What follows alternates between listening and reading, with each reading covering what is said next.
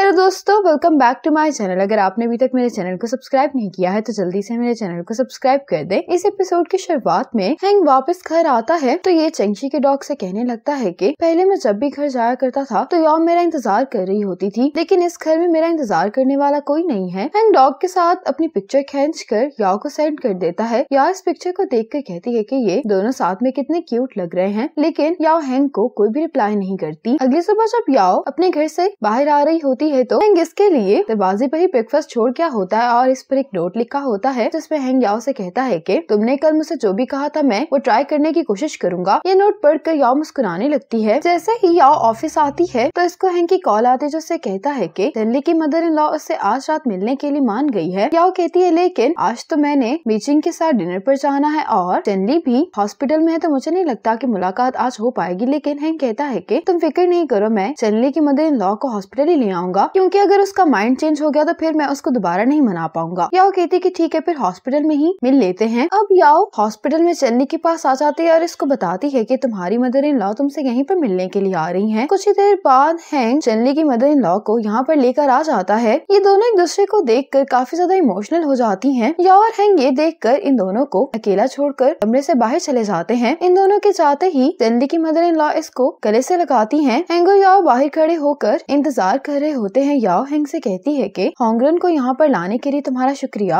Hang याओ से कहता है कि जब तक ये लोग बात कर रहे हैं क्यों ना हम लोग कुछ खाने के लिए चले जाते हैं। तो याओ कहती है कि नहीं, मैं यहीं पर बैठकर इंतजार करना चाहती हूँ। अब हैंग अपना कोट उतार कर याओ को दे देता है, कहता है कि यहाँ कॉरिडोर में ठंड है। हैंग याओ से कहता है कि मैं तुम्हारे लिए रामेन लेकर आता हूँ। तो याओ को चेनली का मैसेज आ जाता है। ये हैंग को रोक कर कहती है कि चेनली और उसकी मदर इन लॉ ने बात कर ली है। अब ये दोनों भी रूम के अंदर आ जाते हैं। होंगरन हैंग से कहती है कि मैंने और मेरी बेटी ने सारी बात कर ली है और ये बहुत ही ज्यादा इमोशनल हो चुकी होती है और ये हैंग का शुक्रिया अदा करती है कि तुमने ही मुझे चेनली से बात करने के लिए कन्विंस किया है। और चेनली भी याओ का शुक्रिया अदा कर रही होती है। याओ कहती है कि आपको ये करने की जरूरत नहीं है, हमने तो बस अपनी पूरी कोशिश की है। होंगरन याओ से कहती है कि हम सेकेंड ट्रायल के लिए कोर्ट नहीं जाएंगे, बल्कि हम कोर्ट के बाहर ही सारे मसले को हल कर लेंगे। याओ से कहती है कि मैंने तुम जैसी प्रोफेशनल लॉयर नहीं देखी जिसके अंदर इंसानियत के लिए इतनी हमदर्दी है। ये याओ का बहुत ज्यादा शुक्रिया अदा कर रही होती है। याओ आज बहुत ज्यादा खुश और प्राउड फील कर रही होती है। अब जब ये दोनों हॉस्पिटल से बाहर आते हैं तो याओ इसको बाय बोलकर यहाँ से जाने लगती है, लेकिन हैंग इसको रोक लेता है। हैंग याओ से कहता है कि इस केस को इस तरह से खत्म होता हुआ देखकर मुझे ये बात रियलाइज हुई है कि अगर मेरी मुलाकात तुमसे पहले हुई होती तो जितने भी मैंने मैरिज और फैमिली केसेस हैंडल किए हैं उनका भी रिजल्ट कुछ और होता। ये कहकर हैंग याओ से माफी मांगता है। हैंग याओ से कहता है कि तुम मुझसे कहीं ज्यादा बेहतर हो और ये याओ से कहता है कि अब मैं तुम्हें कोर्ट में अपने ओपोनेंट के तौर पर देखने के लिए भी तैयार हूँ। ये बात सुनकर याओ को बहुत अच्छा लगता है। हैंग याओ से कहता है कि क्या मैं तुम्हें घर पर लेकर जा सकता हूँ। याओ इसके लिए मान जाती है और ये दोनों खुशी खुशी वापस चले जाते हैं। अब हैंग जब यहाँ पर आकर देखता है तो इसकी कार नहीं होती। इसने कार गलत जगह पर पार्क की होती है जिसकी वजह से शायद पुलिस इसकी कार ले गई होती है। अब ये दोनों टैक्सी बुक करने लगते हैं, लेकिन इन दोनों को यहाँ पर कोई टैक्सी भी नहीं मिलती, इसीलिए फिर ये दोनों पैदल ही वापस चले जाते हैं। चलते हुए याओ अपने शूज को ठीक कर रही होती है तो ये देखकर हैंग याओ को उठा लेता है। याओ उसको कहती है कि तुम क्या कर रहे हो, मैं खुद भी जा सकती हूँ। हैंग कहता है कि तुम ज्यादा हिलो नहीं वरना तुम नीचे गिर जाओगी। याओ हैंग से कहती है कि तुम मुझे अपनी बैग पर कैरी कर लो। हैंग इसके लिए मान जाता है। अब ये दोनों ऐसे ही वापस जाने लगते हैं। अब ये दोनों कुछ देर रेस्ट करने के लिए बेंच पर आकर बैठ जाते हैं। हैंग याओ से कहता है कि हम लोग शादी कर लेते हैं। याओ कहती है कि तुम तो हमेशा यही कहते हो कि शादी करने से झगड़े और मसले और ज्यादा बढ़ जाते हैं। हैंग कहता है कि मेरा अब पॉइंट ऑफ व्यू चेंज हो गया है। मैं इतने सालों से एक फैमिली लॉयर हूँ और इतने फैमिली केसेस को देखने के बाद मेरा शादी के बारे में पॉइंट ऑफ व्यू बहुत नेगेटिव हो गया था, लेकिन तुमसे मिलने के बाद मुझे ये बात रियलाइज हुई है कि शादी कितना खूबसूरत रिश्ता है। हैंग कहता है कि तुम मुझे काफी देर से इग्नोर करी हूँ, ये मेरे लिए बहुत हार्ड टाइम है, इसीलिए मैं अपना फ्यूचर तुम्हारे साथ चाहता हूँ। याओ कहती कि मैं तुम्हें इग्नोर नहीं कर रही थी। तो हैंग कहता है मैं जानता हूँ कि तुम्हें मुझ पर गुस्सा था। हैंग याओ का हाथ पकड़ के कहने लगता है कि मुझे ये बात रियलाइज करने में काफी टाइम लग गया कि तुम इंडिपेंडेंट होना चाहती हो। हैंग इससे अपने पिछले बिहेवियर के लिए माफी भी मांगता है। याओ कहती है कि मुझे भी तुमसे माफी मांगनी चाहिए क्योंकि इसमें सारा कसूर सिर्फ तुम्हारा नहीं था। हैंग कहता है कि इसका मतलब है कि तुमने मुझे माफ कर दिया है। याओ कहती है कि हाँ। ये सुनकर तो हैंग बहुत ही ज्यादा खुश हो जाता है। अब ये दोनों ऐसे ही बैठकर इस सीनरी को एंजॉय कर रहे होते हैं तो याओ हैंग से कहती है कि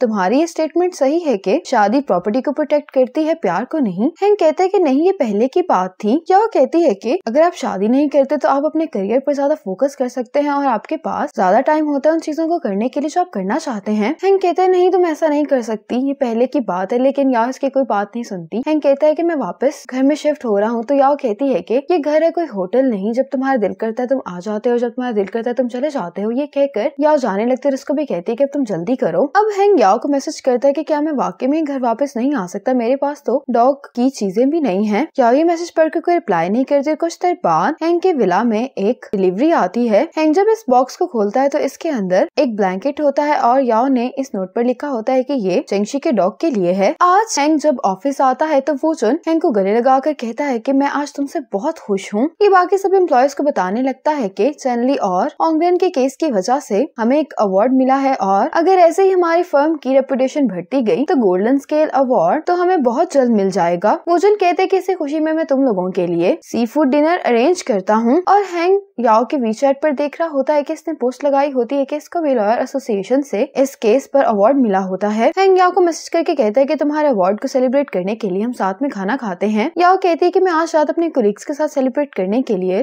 जा रही हूँ। हैंक को जिस रेस्टोरेंट का नाम बताया होता है ये बाहर आकर सबसे कहने लगता है कि क्यों ना हम सिचुआन रेस्टोरेंट में चलकर इस अवार्ड को सेलिब्रेट करें। कोई भी जाना तो नहीं चाहता होता लेकिन ये हैंक को इनकार नहीं कर पाते। अब जुनहंग और जिनशेंग मिलकर ही इसको सेलिब्रेट कर रहे होते हैं। जैसे ही बीजिंग ऑर्डर देने लगता है तो हैंक कहता है कि मैं ऑर्डर करता हूँ और इस रेस्टोरेंट में से स्पाइसी खाना ही मिलता होता है और हैंक सबके लिए स्पाइसी खाना ऑर्डर कर देता है। वूजुन लॉयर ली से कहता है कि मैं तो यहाँ पर सिर्फ तुमसे बात करने के लिए आया था, मैं स्पाइसी खाना नहीं खा सकता क्योंकि मेरा स्टमक ठीक नहीं है। ये सुनकर लॉयर ली कहता है कि क्यों ना हम लोग ऊपर चलकर बात कर देंगे। दोनों तो चले जाते हैं और इसके साथ ही यूफे और तिनयिंग भी मूवी का बहाना करके यहाँ से चले जाते हैं। अब ये सारा स्पाइसी खाना आ जाता है। हैंक जो नूडल्स ट्राई कर रहा होता है उसको देख कर बीजिंग कहता है कि ये नूडल्स बहुत स्पाइसी हैं। मैं और याओ तो इस पूरे बाउल को कभी भी खत्म नहीं कर पाए। ये सुनकर हैंक कहता है कि इतने स्पाइसी नहीं है, मैं इस पूरे बाउल को खत्म करूंगा। हैंक इसको ट्राई तो कर लेता है लेकिन ये वाकई में बहुत ज्यादा स्पाइसी होते हैं। अब ये स्पाइसी खाना खाने की वजह से घर पर आने के बाद हैंक के स्टमक में भी दर्द हो रही होती है। अब हैंक चेंगशी के डॉग को ढूंढने लगता है और जब ये नीचे आकर देखता है तो ये डस्टबिन में पड़ी हुई चॉकलेट को खा लेती है। ये देखकर हैंक इसको डांटते हुए कहता है कि तुमने आखिर चॉकलेट क्यों खा ली। अब हैंक जल्दी से चेंगशी के डॉग को वेट हॉस्पिटल में ले आता है। यहाँ पर हैंक की मॉम भी आ जाती है जो कहने लगती है कि मुझे हाउसकीपर ने बताया कि तुम और तुम्हारा डॉग ठीक नहीं है। हैंक कहता है कि मॉम मुझे कुछ नहीं हुआ बल्कि डॉग की तबीयत खराब हो गई थी। इतने में डॉक्टर आ जाता है जो कि हैंक को बताता है कि हमने इसका स्टमक वॉश कर दिया है लेकिन अब इसे कुछ दिन आपको ऐसा खाना खिलाना होगा जिसको ये आसानी से डाइजेस्ट कर सके। इसके बाद हैंक याओ के घर के बाहर खड़ा होता है। याओ जब घर पर आती है तो ये इसको यहाँ पर देखकर कहती है कि तुम यहाँ क्या कर रहे हो। हैंक कहता है कि आज इसने गलती से चॉकलेट खा ली थी, मैं इसको भी हॉस्पिटल से लेकर आ रहा हूँ। मुझे डर है कि मैं इसका सही तरह से ख्याल नहीं रख पाऊंगा, इसीलिए मैं इसको तुम्हारे पास ले आया हूँ। याओ कहती है कि हम अंदर चलकर बात करते हैं। फिर जब याओ डॉग को देख रही होती है तो ये नोटिस करती है कि इसकी वजह से हैंक के हाथों पर काफी स्क्रैच आ गए हैं। याओ कहती है कि मैं इसको डिसइंफेक्ट कर देती हूँ। याओ हैंक को मेडिसिन लगा रही होती है और हैंक बस याओ को ही देखे जा रहा होता है। हैंक याओ से कहता है कि क्या मैं आज रात तुम्हारे साथ कहीं पर रुक सकता हूँ। याओ इसके लिए नहीं मानती। हैंक कहता है कि मैं इसके केयर टेक केयर नहीं कर पाऊंगा। तो याओ कहती है कि तुम इसको मेरे पास ही छोड़कर चले जाओ। हैंक कहता है कि फिर मुझे थोड़ी देर यहाँ पर रेस्ट करने दो क्योंकि आज मेरी तबीयत कुछ ठीक नहीं है। याओ हैंक से कहती है कि तुम रेस्ट कर लो, मैं काम करने के लिए जा रही हूँ। ये हैंक को चेक करती है तो कहती है कि मुझे लग रहा है कि तुम्हें बुखार हो गया है। हैंक कहता है कि शायद आज स्पाइसी खाना खाने की वजह से मेरी तबीयत खराब हो गई है। अब हैंक सोने के लिए अपने रूम में आ जाता है। कुछ देर बाद याओ हैंक के पास एक ड्रिंक लेकर आती और कहती है कि इसमें मैंने कुछ विटामिन डाले हैं, तुम इसको पी लो। हैंक इसको पी लेता है और याओ जब इसका फिर से बुखार चेक करती तो कहने लगती है कि तुम्हारा बुखार अभी भी काफी तेज है, हमें हॉस्पिटल जाकर तुम्हें चेक करवा लेना चाहिए। लेकिन हैंक हॉस्पिटल जाने से इनकार कर देता है। याओ से कहता है कि काफी टाइम बाद मैं, तुम और चेंगशी का डॉग एक साथ हैं और अगर मैं हॉस्पिटल चला गया और अपनी तबीयत ठीक हो गई तो तुम फिर मुझे दोबारा यहाँ पर नहीं आने दोगी। हैंक याओ से कहता है कि क्या तुम मेरे लिए पोरिज बना सकती हो। याओ कहती है कि तुम मेरा यहीं पर इंतजार करो। अब याओ जब पोरिज पका रही होती है तो हैंक भी रूम से बाहर आ जाता है। हैंक यहाँ पर बैठकर इंतजार करने लगता है और याओ फिर से अपना गाना गुनगुना रही होती है जिसको सुनते हुए हैंक सो जाता है। याओ हैंक के पास जब पोरिज लेकर आती है तो इसकी आंख खुल जाती है। हैंक जब पोरिज खा रहा होता है तो याओ इसको कहती है कि तुम ये खा कर सोने के लिए चले जाना। याओ अपने रूम में जाने लगती है लेकिन हैंक इसको रोकते हुए कहता है कि मैं तुमसे वाकई में शादी करना चाहता हूँ। याओ को हक करते हुए कहता है कि जब से तुमने शादी करने से इनकार किया है तो मुझे ऐसा लग रहा है कि तुम्हें मेरी जरूरत नहीं है, जिसकी वजह से मैं काफी डर गया हूँ। याओ हैंग से कहती है कि मैं इस बारे में सोचूंगी और कहती है कि मैंने तुम्हारी बीमारी की वजह से तुम्हें यहाँ पर रुकने की इजाजत दी है, इसीलिए तुम अच्छे से रेस्ट कर लो। ये कहते हुए याओ अपने रूम में चली जाती है। ये दोनों ही यहाँ पर काफी खुश दिखाई दे रहे होते हैं। अगले दिन वोजुन हैंग से कॉल पर बात कर रहा होता है और हैंग वोजुन से कहता है कि मुझे छुट्टी चाहिए। वोजुन इससे छुट्टी की वजह पूछ रहा होता है और इतने में ये नोटिस करता है कि और हैंग भी उसी शॉप के बाहर खड़ा होता है जहाँ पर वोजुन आया होता है। वोजुन हैंग के पास आकर कहने लगता है कि